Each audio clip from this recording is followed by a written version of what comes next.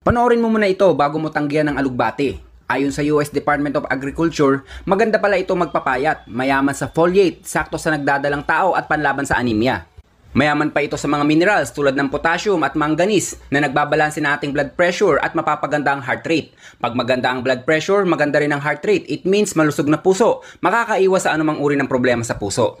Ang paglaga at pag-inom ng alugbati ay makatutulong sa constipation, maglilinis ng ating tiyan, magiging regular ang ating pagdumi, kasama na dyan ang pagtulong malunasan ng ulcer.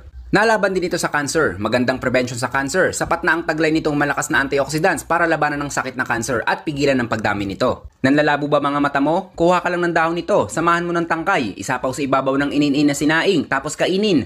Napakayaman kasi nito sa vitamin A na magpapalinaw ng ating paningin. Kung ikukumpara sa ibang gulay, di hamak na mas mataas ang vitamin C nitong taglay. Mas mapapalakas ang ating resistensya at lalaban sa anumang uri ng infeksyon sa ating katawan. Gusto mo maging soft ang inyong pisngi?